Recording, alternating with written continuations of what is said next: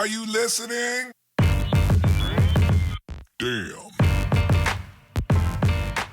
And welcome back once again to the Endurance Hour Podcast, episode 363, alongside Kona coach Wendy Mader. I'm Dave Erickson. Glad to have you with us this week. Lots of questions from our listeners and followers and other triathletes around the globe. We're going to kick off with a question about Ironman races and how to choose one that would probably be your PR race, possibly. Who knows? Adam, looking for advice on choosing my first Ironman distance. Prefer a lake swim and a gently rolling bike course rather than a huge hilly one. Isn't everyone looking for something along those lines? He didn't say a flat run course, but everyone's looking for something that's doable, at least manageable for their first Ironman. What's your advice there, Coach? Yeah, I think, when it comes to your first one, most people want it to be kind of flat and calm in the water, and ocean swims could potentially be rough water. Lake swims, maybe river swims could be downstream. So there's a lot of things to look at when you're choosing your first Ironman. And I actually wrote a blog about it quite a few years ago that we should link to the show notes about what to think about when you're choosing your first Ironman.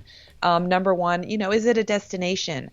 Are you looking to travel and make it a big family event or a vacation event, and you want to either, if you live in the United States, maybe you want to travel to Europe. If you live in Europe, maybe you want to travel to the United States. So you want to make sure what's, part of that is being a destination race.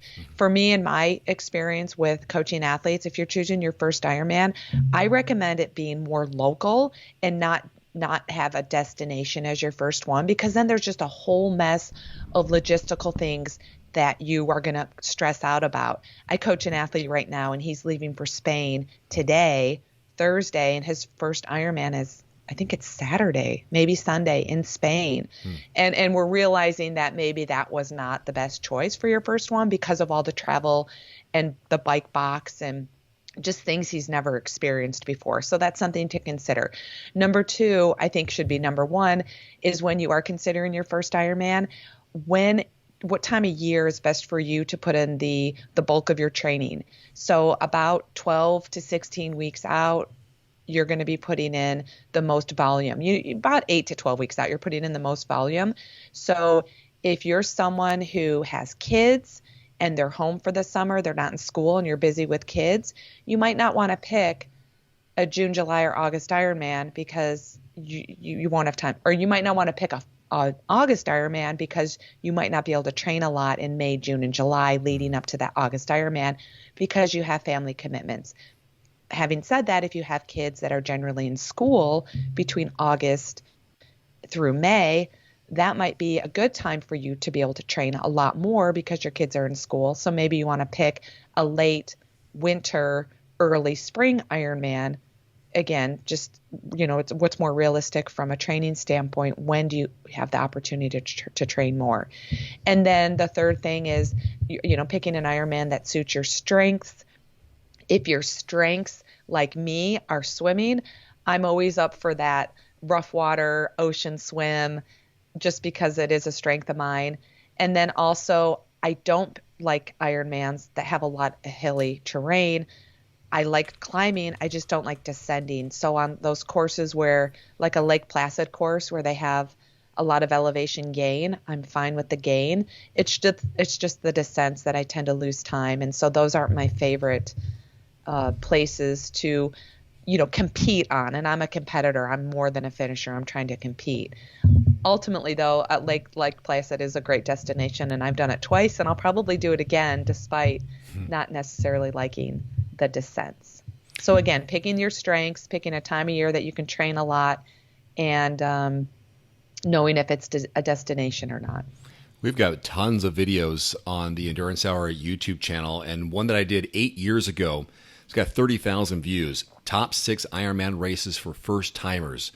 That's something you might want to look into. I will probably add a link to that in the show notes on iTunes and also on the blog on endurancehour.com. So that would be a good place for that. We also, number one tip for first-time Ironman triathletes, our Couch to Ironman 32-week training program, made easy. So there's a lot of great resources on the YouTube channel for that. I just typed in first-time Ironman because I knew what video that was. I just forgot exactly the wording of it. But if you type in "first time Ironman" on our YouTube channel, Endurance Hour, you'll find it. Which kind of ties into one of the questions we had already on the program. Is do you have any exercise videos I can use for core strengthening? And yeah, you can find those there as well. Oh, tons of exercises of Dave demonstrating a lot of core strength as well as just general strength. That's more than just your core on the Endurance Hour. I share his videos with everyone, so it's a great channel. I just also want to mention, once you're picking your Ironman and you answer those first 3 or 4 questions I talked about, going to the World Triathlon Corporation Ironman.com website, they describe the nature of the course. So, once you just know what time of year, once you kind of know what destination you're looking for, then you can go and look at the course profiles, and it'll say on the main page of the event page whether it's a flat, rolling, or hilly course. Mm-hmm. And so that kind of makes it easy. But you want to know the core questions first. Yeah, also it will tell you the average temperature of the water, for example, that kind of thing too. Yeah, whether it's a downstream or not. Mm-hmm. Mm-hmm. Just a lot of good information on the Ironman website. Another one to consider with when you're looking at your first Ironman is you mentioned this with the time of year, with your life, your family. I have one in November, so the tail end of my training, it could be super cold and not so much fun to go outside. So I have to keep in mind I may be doing some of my bike training indoors if it's too rainy, cold, or possibly icy. Toward the parts of November. So think about that when you're planning when you're going to be training for your race. Yes, and if you do live in the United States, I recommend not doing an early spring race, April and May, because even if you live in the South, the weather in the winter, January, February, March, could be sketchy in the fact that you might not get to train a lot outdoors. Yeah. And if you're new to the sport, you might not have the ability to train indoors either. You might not have the equipment or the facility to train indoors. And part of the fun of training for an Ironman is getting outside and getting on your bike and getting on new courses and not always being inside. And I just found, whether I lived in Colorado or lived in Georgia, those April, May events are not for me anymore. Because I like to train in the heat. I like to train in the summer. So I prefer fall Ironmans if I'm training for one. Here's a great question for Wendy. Was in the T2 Endurance group on Facebook. It's a closed group. I just got to answer a couple of questions and request to join like 700 members in that group. This was, how often do you swim with paddles and pool buoy? Coach, these are accessory tools to help you get stronger, to help with body position, but is it something that someone should rely on a regular basis? How often should you add these to your workout routines?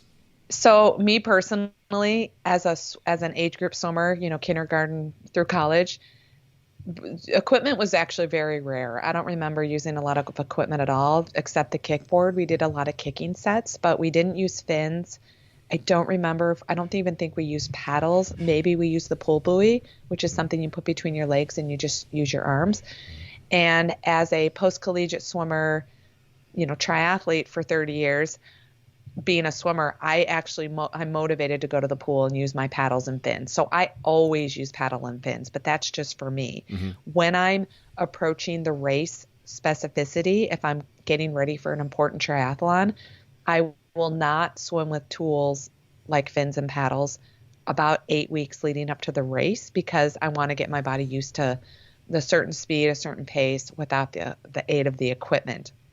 Generally speaking, though, I always recommend athletes that I coach, as well as the training plans we created, that if you do have access to paddles, use those in the strength building phase of your training plan, which is usually typically the end of the base training, early into the build phase, race specificity phase of your training to maximize your strength in the water.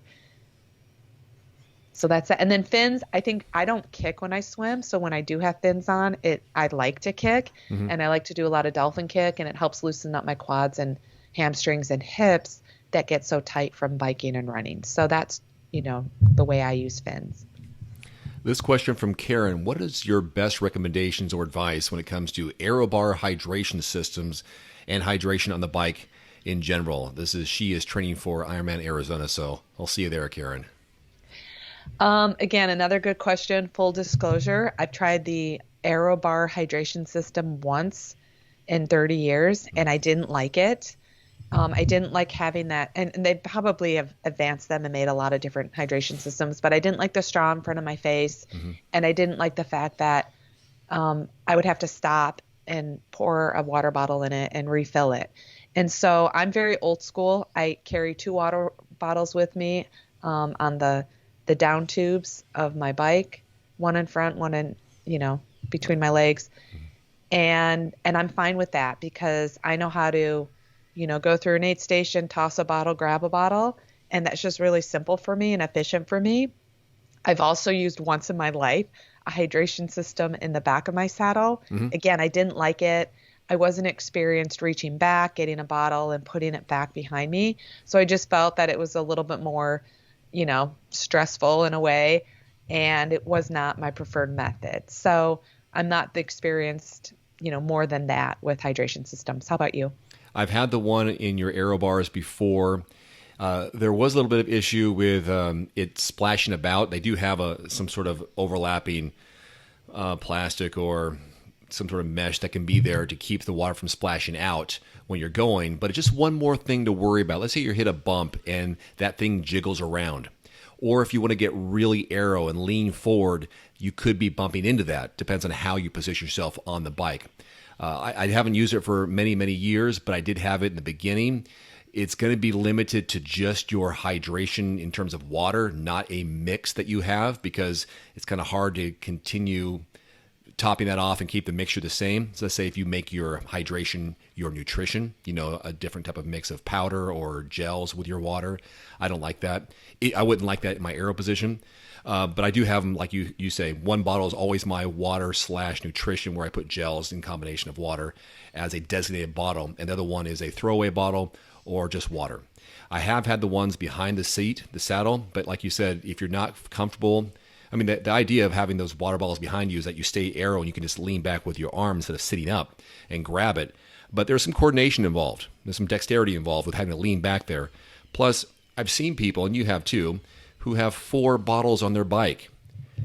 I don't think you need 4 bottles. It's just extra weight, especially if you're going on a hilly course.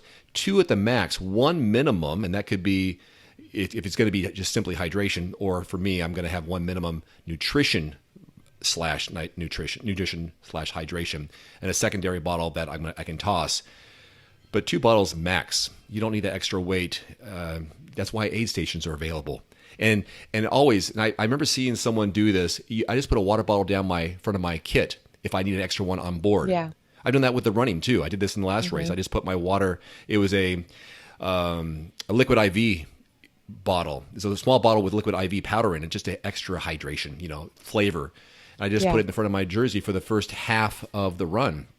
And then I just aid station water, soda, Gatorade, and I just get some water and just top it off just to have something when I'm ready. If I'm in between aid stations for hydration. Same thing with the bike. You got 10 miles between aid stations generally for a half or a full. Put one in your jersey and hang on to it if you need to. It's not really in the way. It's not going to throw you off aerodynamically because you're probably leaned over anyway, so you're not throwing off aerodynamics. If you need that extra bottle, great. So you got your 2 bottles and 1 in your jersey. That's the most. I think, and then when you're ready to do a trash drop, get rid of it and restock up. Exactly. Those are my thoughts. Exactly. Now, something I just remembered I did just recently in November of 2021 for Ironman Florida, I put a water bottle cage between my aero bars and I put a bottle in it. People do that too. That's great. That was actually fantastic. So, that was fantastic. Zip ties to hold that together. No, that's a smart way too. If you want to have it right there with you and you don't want to move too far, reach down to your cages. That's a good spot. I've seen people do that, and that's smart. And get the biggest bottle, longest bottles possible so you can get the most hydration in your bottle. But yeah, that's a good one. I almost forgot about the water bottle cage in your because that's a recent thing for me, and that actually works out great. And hopefully it doesn't get in the way of your computer that you have up there that's checking your power, your speed, and that kind of stuff. You'll figure it out. You'll figure it out. Right. All right, next one here. Can anyone give me an idea on how many bike and run miles per month I should be shooting for 2 months prior to my first or to a full Ironman? Here's some context to this question. Their goal is 12 to 13 hour time frame for a finish. I will have a better idea on my time after completing a 70.3 this month. You may or may not. This one has a quick answer that I think you'll say, but I'm sure you'll expand, is it all depends. It does all depend. And I saw this in another group. I can't remember the name of the group on Facebook that I saw this in, but it was just probably a very common question. So it all depends on this athlete. I know nothing about this athlete. I don't know his or hers, I can't remember, previous experience. But what you do the final 8 weeks really just depends on what you did the previous 8 to 16 to 20 to 24 weeks. And so there's not an easy answer at all. And, trying to finish in 12 to 13 hours has nothing to do with how many miles, how many miles is not a certain number of miles is not a prerequisite to being able to finish in 12 to 13 hours. But I understand what he's trying to say. So I did answer the question in the Facebook group. I don't know if anyone commented on it yet. I haven't even followed up with it yet. But, I think this athlete, it would benefit from a coaching consultation to, explain and help someone else, a coach, understand what he has been doing. Yeah. And then that coach if it was someone like me, I could look at what he's been doing from frequency, duration, and intensity standpoint to better guide what he should do for the last 8 weeks. Because randomly posting this question in a group with hundreds of other athletes and probably other triathlon coaches like myself, he's going to get so many different answers. And so I was kind of surprised that someone would post this in a random group, yet I know it's been done before. Yeah, and that's probably just one of those rookie things, like they're just searching. I need help. How many miles should I be running? Well, you probably need some coaching. There's got to be some individualized attention to what you're doing to understand what you're capable of doing, where you are in your fitness journey in triathlon. And you're right, the 12 to 13 hour mark that's not even part of it. We have to go back up quite a few steps before we even think about finish time. If you're wondering how many miles on the bike and run you should be putting in 2 months prior to your full. If you don't know by now, if you're not on a plan 2 months before you're full, I think you need to talk to someone ASAP. Yeah, exactly. And they do have a plan for 70.3. That's going to give them an idea and probably a reality check of, I just ran a 3-hour half marathon. Maybe I'm not going to be making my cutoff times or, making my goal time of 12 or 13 hours. Right. Yeah. And that's why it's so important to, you're right. Everyone has an opinion, and some of those opinions are, not to be rude, but uneducated as a coach. I mean, you can personalize your own plan for you and make it up for yourself and be a somewhat good self-coached athlete if you know yourself. But for someone else not to know you, who's not a coach, to give you advice, you're just throwing things in the wind going, good luck. Right. I think it's going to create more stress and anxiety than it needs to. Oh, yeah. Now, I want to follow up on this. I just started coaching an athlete a month ago, a young athlete in his mid-20s. And, he fills out this athlete profile. And one of the questions was your goal. And his goal was 12 hours. And I'm like, I think that's a pretty common goal for a first-time Ironman athlete. And when I talked to him on the phone, I'm like, where did you come up with 12 hours? Yeah. And he just goes, it just sounded good. And then I explained to him the nature of the course he's doing and the nature of being a first timer. And he totally is like, I get it. That's cool. Let's shoot for 14 to 15 hours.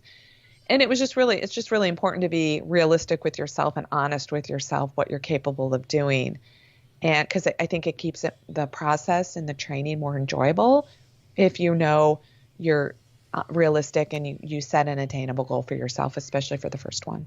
That's what I love about goal setting in general, is that you start and then you reassess, you readjust constantly, and then you test again. All right, now I need to adjust my goals. I don't know what I have until I try. So if he throws out 12 hours and he's humble and open and self-aware enough, going, okay, maybe I was wrong. Now that I realize that requires so many hours on the bike, so many hours in the run, so many hours in the swim. Okay, I'm probably not there or there yet. I'm okay there. Now my realistic time based on those, if I'm fit, if I'm uninjured, if I have no mechanicals, if nutrition goes right, then I can be at 13 and a half hours. Yeah. Exactly. And again, he just had no idea. Hmm. He's really, I mean, That's it's an fine. it's an easy conversation to have because he just had no idea. Yeah, that's good if he's not too arrogant to think that I can do it anyway. As Yeah. long as any training tips for an average age grouper on improving speed on the bike? I'm sure you have lots of tips on improving speed on the bike. Yeah, I mean, this is a really good question. Again, an average age grouper, what's an average age grouper? Is this person a beginner? I think, first of all, when you want to improve speed in any sport, you have to first know where you're at. So you have to have that baseline. Let's say speed on the bike. Let's say you're training for an Olympic distance triathlon.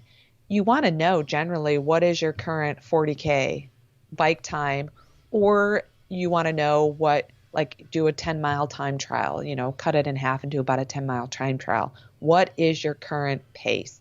And then you want to be able to set up some training zones. Training zones help you guide intensity of your workout. So you are capable of mixing up your training where you're doing recovery rides, easy rides, you're doing endurance rides, and you're doing interval rides, and you're doing strength and power workouts. And all that will, within a weekly plan will help get you faster if you're not just always going and specifically to cycling, just going and riding the same effort or the same distance every time you go out or with the same group rides. You want to make sure you're varying the intensity specific to you. So again, knowing that baseline, setting some zones, and the zones don't have to be power, heart rate, or pace based. They can be, if you understand your rate of perceived effort, you can set up your zones that way as well. You just want to be conscious of creating a progressive training plan where you're building on frequency, duration, and intensity, and you have that goal time frame. So again, that SMART goal: specific, measurable, attainable, realistic, and time bound. That's important to have that as well. But I think that the easy answer to getting faster is you do have to train faster. And this can be carried over into the run as well. I mean, you're saying all the different things, all the same things that you would apply to getting, improving your speed on the run or increasing your average pace on the run. Same things. Yeah, and it's not just about always riding faster. It's about having those easy days too. The easy days are just as important as the hard days because you want to be able to recover so you can go hard. And you just have to be very specific about what that means to you, because a lot of athletes, especially beginners, will train in what's called the gray zone, where it's kind of hard but not too hard, but it's not too easy either. And if they're always training in that kind of hard, not too easy zone, well, then they're never fully reaching their potential of really, really going hard and really, really going easy. Another way of saying it is that you have to get outside your comfort zone. You don't improve when you're comfortable. You improve when you're uncomfortable, and you get uncomfortable. Yeah. Yep. And strength precedes speed. So make sure you're putting in some time in the weight room or riding a lot of hills. This one is probably something everyone's going to experience at some point. This is from Cindy. Is it normal to feel sluggish at the tapering weeks? I'm having the feeling to be even more fatigued and feeling the workouts more difficult. I don't know how many weeks out she's talking, but your thoughts on that one, tapering? Yeah. Definitely, it's not unusual to feel a little sluggish at some point during your taper. So let's take an Ironman, for example. If I'm coaching an athlete, I'm going to give them about a 3-week taper. And what that means is it's a planned decrease in volume over the course of 21 days. And so usually after that first week is when they start to feel a little bit sluggish because your training load's going down. I'm even going to decrease the intensity of that first week taper. And then I'm going to bump the intensity up while I continue to decrease the duration of what they're doing. So it is kind of normal because your body, your hormones are going to change. Your nutrition is going to be maybe still a little out of control as you're decreasing that volume. You may be still overeating a little bit. So that's going to maybe make you feel a little bit sluggish, a little bit fatigued.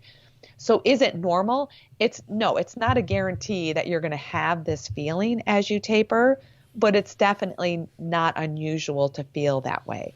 So don't panic if you feel that way, and don't panic if you feel amazing during your taper. That's okay too. Mm-hmm. Yeah, I remember feeling this last week or so ago, leading up to a half of I had all this extra time on my hands. I was like, what am I doing? And I was aware that I was still eating on a regular basis, but I was aware that, okay, I'm not burning as much as I'm eating. I wonder what that's going to do on race day, weight wise. And for me, fortunately, my weight was pretty steady both, before, during, and after the race. It was a normal experience. But I did recognize, like, oh, I haven't worked out today, or I haven't worked out more than an hour today, yet I'm eating the same, or my appetite's very similar, Right. but I'm not burning it. I wonder how that's going to be. But fortunately, the lead up was pretty steady, and I'm not going too crazy on what I eat. Yeah, and I think it's important to continue a high intake of nutrition during the taper because your body's still repairing, and it's good for recovery. And your metabolism is still super high from all the training you did leading up to the taper. And it's okay to put on, in my mind, a couple pounds the week, you're a couple pounds heavier the week before your race, because to me, that just means your glycogen stores are high, you're hydrated, and you're going into the race fully loaded with energy to, let off. Yeah, and draw race from day. We got time for one more question on this episode, and this is going to be from Blake. What are your thoughts on a 20-minute FTP test versus a ramp FTP test to accurately calculate FTP? Would love to hear what your experience is on that. Yeah, great question. So for those who aren't familiar, the standard functional threshold power is a 20-minute test, and about 95% of your average power during that 20-minute test is going to be your functional threshold power. That's pretty common. I think it's Andy Coggan and Joe Friel I don't know who made that test, who created that, but that's a pretty standard test to do. And then there's also this ramp test that I first heard about from Trainer Road, where it's about a 15-minute test where you increase your watts, I think about 6 watts every minute until you fail. And so you're going to get to this point where the last minute, you just can't turn the pedals anymore. And whatever your average power was for that last minute, you take 75% of that. And that's considered your functional threshold power. Your functional threshold power is what you theoretically can sustain for an hour at threshold maximal effort. Again, you're going at threshold effort if you're riding for an hour. So my first advice is, for me, I like to actually just go out and ride an hour at my best effort that I can sustain for an hour to calculate my functional threshold power. I prefer that protocol over a ramp test or 20-minute test. I've done them all. And then more importantly, I like to use my average power from a sprint distance or an Olympic distance triathlon to set my functional threshold power, because it's in a race setting and I'm pushing harder. You just always push harder when you're in a race setting than you do in training. Now, also, most people these days will do these ramp tests indoors as well as the 20-minute threshold test indoors. And so I know there's, I think it's probably Andy Coggan or Hunter Kemper also talks about the difference between a functional threshold power test indoors as well as outdoors. I don't have that data in my mind, but it's something that athletes can look up. So to answer your question, what was actually the question? Well, your thoughts on the two different to accurately calculate the FTP. Yeah, I mean, again, based on my experience, when I coach athletes, especially new ones, I'll have them do both types of tests in the first month for comparison's sake. Mm-hmm. For me, what's worked best, if I had to choose one or the other, I'm going to do the 20-minute test protocol, and I'm going to do it indoors unless I go out on a flat course. I'll also do it on a flat course. And, I think I know as an athlete, based on my experience, I know if it's kind of accurate or not based on how I feel. You want to go into these test protocols in a fairly rested state. And I know sometimes I'm not in a rested state. So I know the results are going to be a little bit different because I may have went into a more fatigued state than I should have. So I think they're good to set some baseline, and it's baseline that you can redo a test every 6, 8, 12 weeks and compare, and hopefully the numbers have gone up. Having said that, if you're training for an Ironman or half Ironman, you're not necessarily training to increase your functional threshold power. So if you are a triathlete and not just a cyclist, and you're training, if you really want if you really want to increase your functional threshold power, you should be put on a training plan to be able to increase your functional threshold power, because just training for triathlon isn't necessarily going to do that unless you're a beginner. Usually beginners can only get better as they train. Yeah. But if you're a very experienced athlete, such as myself or you, Dave, your threshold might not change that much in any given season unless you're specifically training to increase it.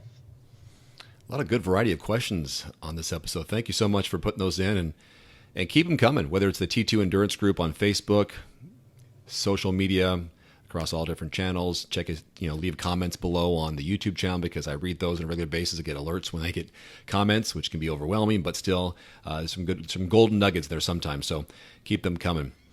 That will wrap up episode 363. So a good half hour here. Hope that passes the time while you're training or just driving along. So for Wendy Mader, I'm Dave Erickson. Thanks so much for listening this week. Have a great week of training, racing, or recovery. See you next time. Adios. Adios.